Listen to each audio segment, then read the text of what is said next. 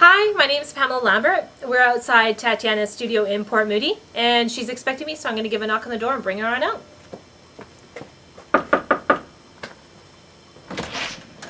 Hi, Pamela. Hi. Welcome to my studio. It's nice to see you. Thanks for having me. So, we're looking forward to going inside your studio and having a look. Are you ready? Sure, yes, let's have some fun. Okay.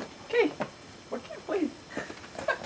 Wow, so what have we got here? So this is your painting area? Yes, this is the working area. This is where I sit and I have my brushes and my paints and my easel, everything I need.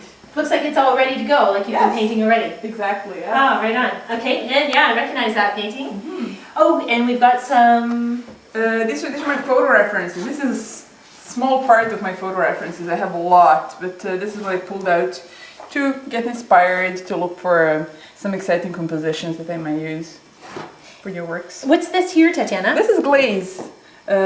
These are three glazes I use. I use red, yellow and blue glaze. So it's acrylic paint diluted with water and with medium, and I use it to brush on a painting and in particular stages just to get more richness.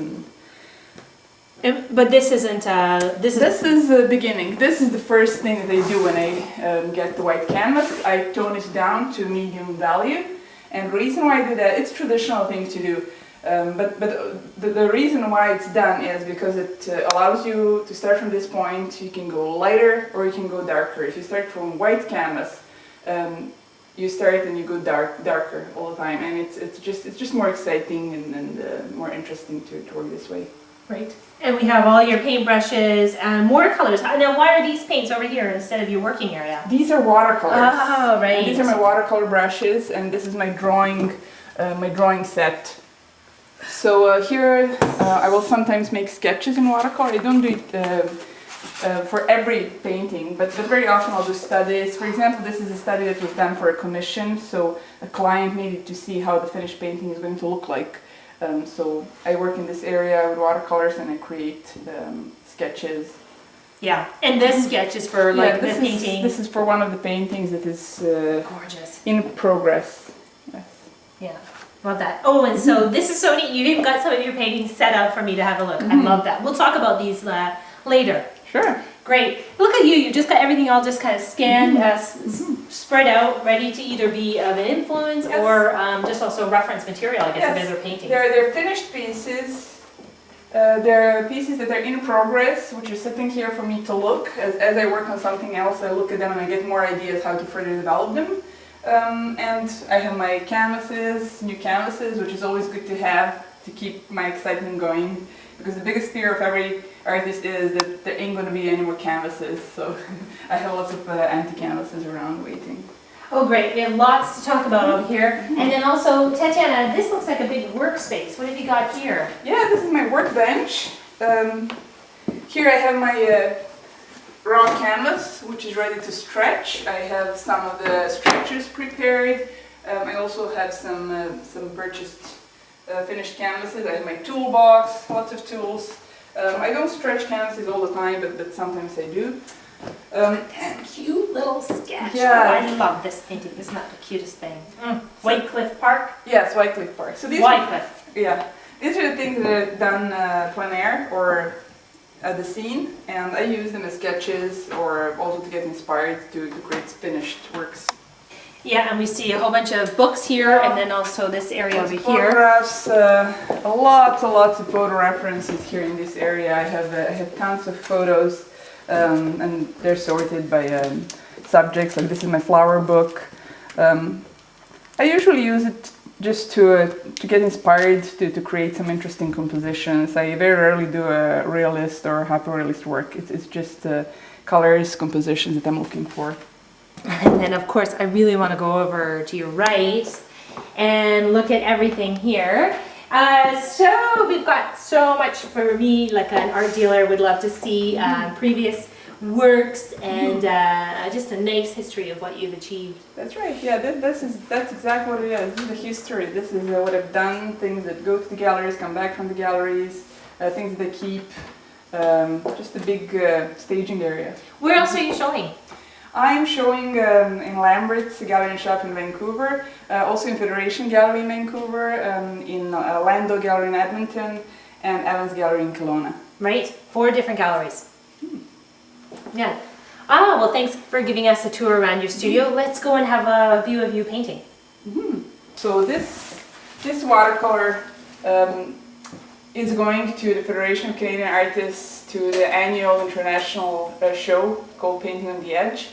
And this is a watercolor portrait of my friend Chris, and he's also one of my collectors, so a very important person in my life and in my husband's life, so a good friend of ours. So this is done in watercolor, transparent watercolor, in hundreds and hundreds of layers of watercolor to bring the image to life.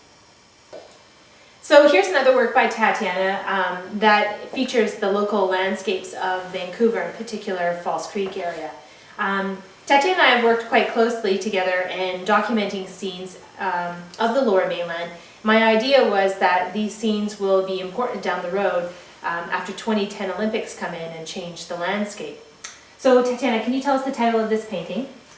The title of this painting is the False Creek, West View of the False Creek. And so we're seeing a paint the bridge, the Burrard Bridge, and where is the viewpoint from this? The viewpoint is I'm standing on a Granville Bridge and I'm looking down at the Granville Island and catching a little corner of the Granville Island marketplace with a few of the boats and seeing the Burrard Bridge and the English Bay in the background, which is lit from the setting sun.